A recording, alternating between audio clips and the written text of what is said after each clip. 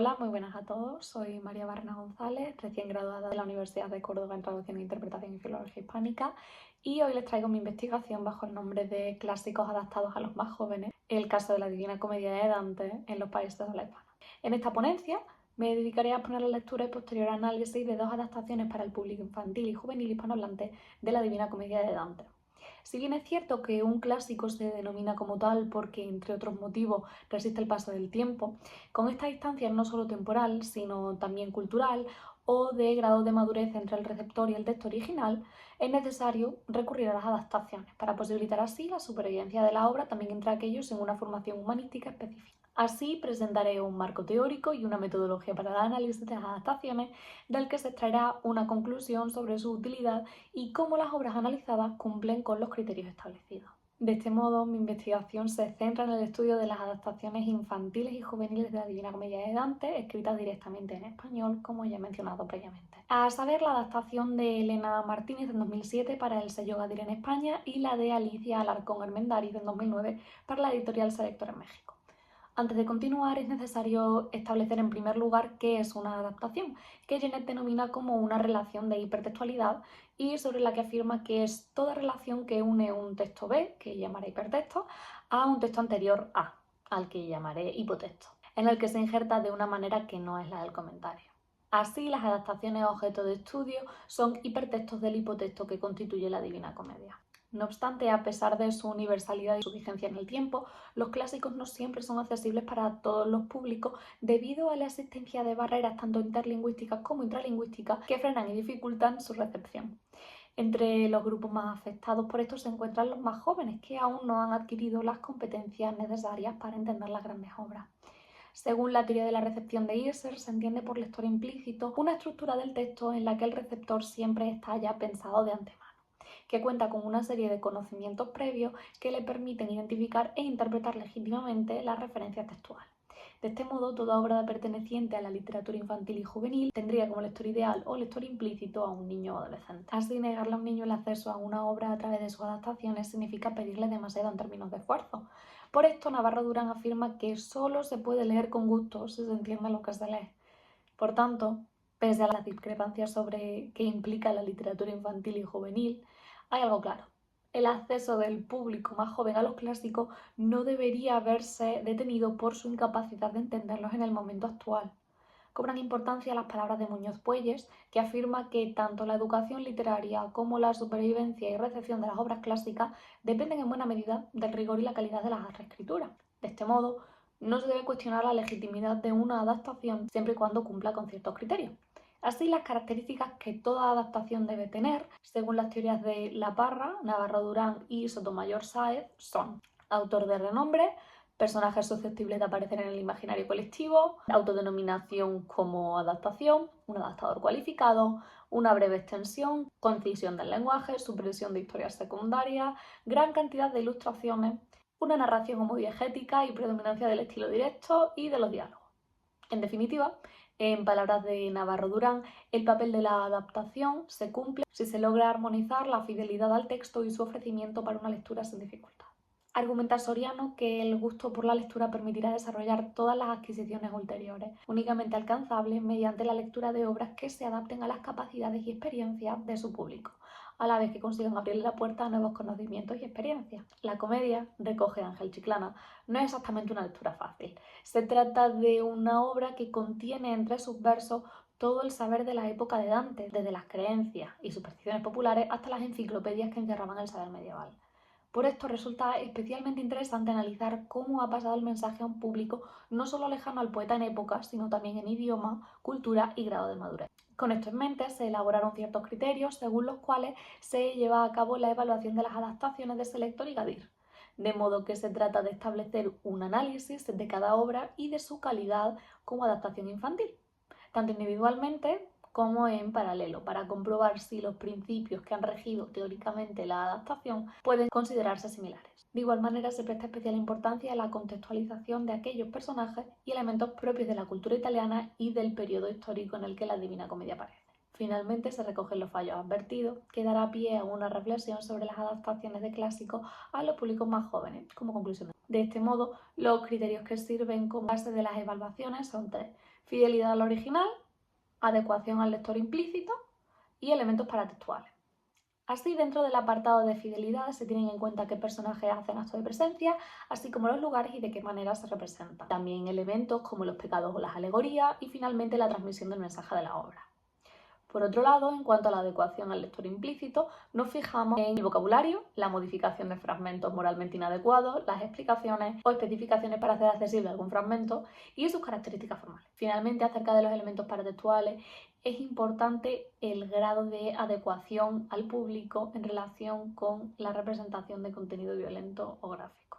Antes de comenzar, debemos tener en cuenta que no existe un consenso claro que dictamine qué es esencial y qué no a la hora de adaptar los fragmentos inadecuados, lo que convierte la reescritura de ciertos clásicos en un trabajo complicado que tal vez no siempre sea posible. En primer lugar, cabe destacar que ambas editoriales son ejemplos de corta extensión.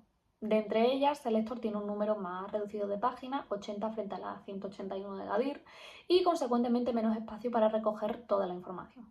En cuanto a fidelidad al original, no obstante, según la densidad de lectura, Selector presenta más personajes por página que Gadir, lo que significa que esta última toma el espacio en otras funciones, como la de contextualizar a los personajes y sus descripciones, entre otras. Como ejemplo, tomamos el caso de Plutón, que se menciona simplemente de pasada en Selector, mientras que en Gadir presenta al lector como antiguo dios de la riqueza transformado ahora en demonio. Debido a la corta extensión del ejemplar de Selector, se obliga, por otro lado, a un grupo más reducido de episodios y localizaciones. El problema es aquí, de nuevo, la falta de explicaciones o descripciones. El resultado de esto, a pesar de tener por objetivo aliviar la carga de escenas fuertes, es un vacío en la recepción del que el lector es plenamente consciente, lo que podría llevarlo a una investigación propia de lo que se le ha intentado proteger o hacer que decaiga su atención.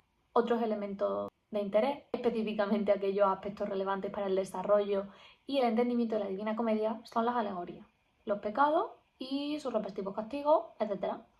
Así, mientras que en el caso de Gadir, cada vez que se menciona un pecado, se hace también referencia al castigo correspondiente, en Selector hay ocasiones en las que se da el primero sin el segundo. Para finalizar este apartado, veremos si se ha transmitido con fidelidad el mensaje de la obra dantesca y, en caso positivo, el cómo. Según Ángel Chiclana, la comedia ofrece un mensaje profético anunciador de la reconquista, de la justicia y la libertad de todo el género humano. Así, en el caso de Gadir, termina la obra con el mensaje: Dante, de frente a lo infinito, aceptó que hay misterios que van más allá de la razón. Dios es amor y con el amor mueve el sol y las otras estrellas, con lo que se deja ver la bondad divina y su omnipotencia. Por otro lado, Selector se desvía más del original al poner fin al relato después de que Beatriz retome su trono de bienaventuranza, pintándola alegre por haber salvado el alma de Dante. De manera que se entiende la salvación de este como un evento secundario que únicamente es importante por ser el marco perfecto para la historia de amor. Al no ir más allá de la separación de Beatriz en el paraíso, por tanto, no se es partícipe del cambio que Dante ha experimentado espiritualmente más allá de la breve mención a su salvación. Al contrario, al modo de la obra original, en Gadir se aluden en varias ocasiones al amor de Beatriz y el poder de Esther, pero sin llegar a colocarlo en el centro absoluto de atención. Finalmente, es menester mencionar el aspecto positivo que supone la existencia de un apartado a caballo entre la fidelidad al original y la adecuación al lector implícito. Este es la inclusión de una introducción a la obra para contextualizar a sus nuevos lectores, al modo de las ediciones comentadas. En ambas se hace un sucinto resumen de la obra y la figura de su escritor. Y en el apartado de adecuación al lector implícito, con respecto al autor de renombre y a los personajes con facilidad para formar parte del imaginario colectivo, es prudente afirmar que Dante es uno de los autores con más prestigio a nivel universal. Esto hace, a su vez, que el Dante personaje se perciba igual y es mucho más sencillo asimilar una persona ya existente que crear un nuevo personaje desde cero. Lo mismo ocurre con Virgilio y el resto mencionados, si bien algunos no son conocidos por los niños. En el estudio del adaptador, sin embargo, es donde se comienzan a presentar diferencias. La persona a cargo del ejemplar de Gadir es Elena Martínez, licenciada en Filosofía y Ciencias de la Educación y galardonada con la condecoración de Cavaliere dell'Ordine della Stella della Solidarietà Italiana. Por otro lado, Alicia Alarcón Armendáriz realizó la adaptación de este lector y de ella no hay rastro en internet más que una lista de sus obras infantiles en el sitio web de la Enciclopedia de la Literatura en México. Por lo tanto, es posible afirmar que aunque ambas son profesionales en la literatura infantil, solo hay pruebas del trasfondo italianista de una de ellas. En cuanto al estilo, ambos textos están escritos en prosa, Mientras que la obra de Gadir es un ejemplo del uso del estilo indirecto y del equilibrio entre diálogo y narración, esta ocurre en tercera persona, lo que distancia al lector de la historia. Por otro lado, en la adaptación de este lector, la narración es autodiegética, aunque existe en ella una predominancia de la narración y el estilo indirecto frente a los diálogos. Sobre la modificación, damos cuenta de que, si bien es cierto que no se pueden cambiar ninguno de los elementos fundamentales de la historia, sí se pueden modular y suavizar. El caso que más destaca es indudablemente el del segundo círculo del infierno, en el que se encuentran condenados los lujuriosos, que en la adaptación de Gadir dice que se dejaron arrastrar por la pasión del amor, en lugar de dar una explicación detallada o de obviar en qué consiste el pecado directamente, como ocurre en Selector. Retomando esta idea anterior, en cuanto a la explicitud de los episodios representados, encontrar un equilibrio entre adaptar de manera fiel una obra de gran carga explícita y hacerla completamente adecuada al público que accede a ella sin la madurez o los conocimientos necesarios para comprenderla, sin que esta resulte perjudicial, es extremadamente complejo.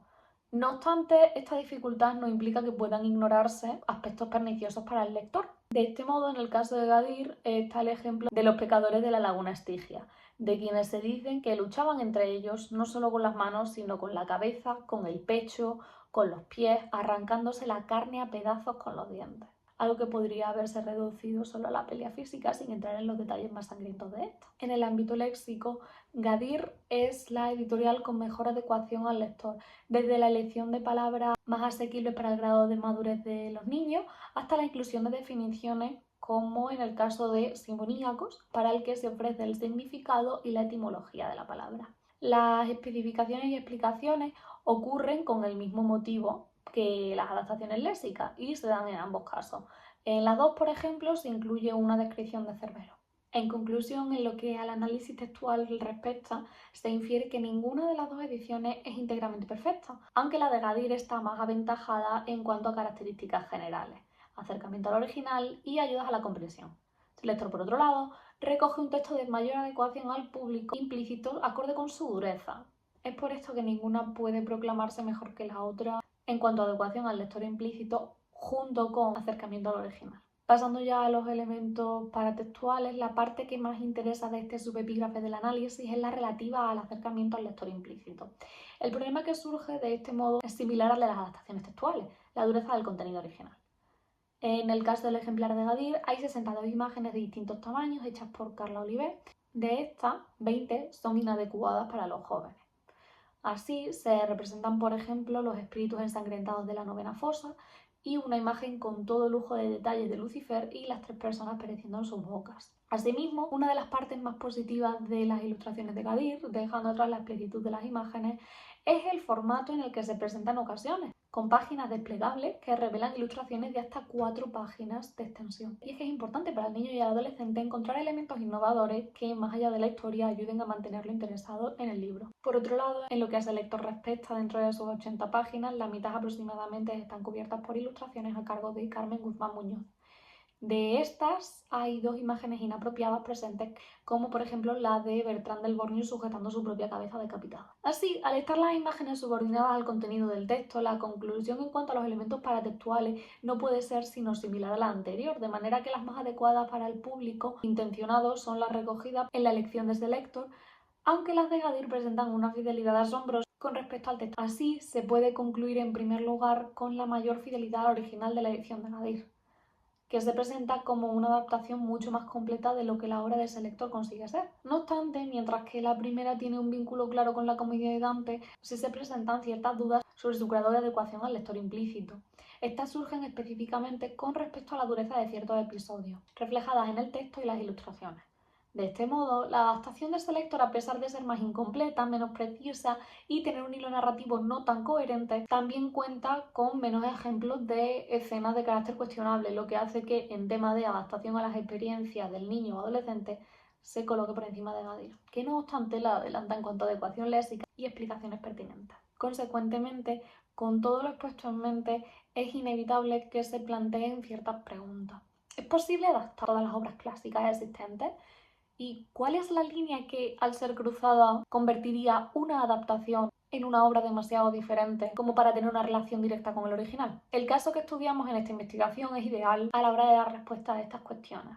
o al menos intentarlo. Y es que mientras se persigue la reescritura de fragmentos que podrían descorazonar a sus lectores, no se puede olvidar que el texto meta debe aún guardar cierto grado de relación con el texto origen, de manera que se consiga un equilibrio entre ambos objetivos. La Divina Comedia de Dante es una obra que, como ha podido observarse, cuenta con una gran inclusión de contenido explícito, que es a su vez esencial para el desarrollo de la acción.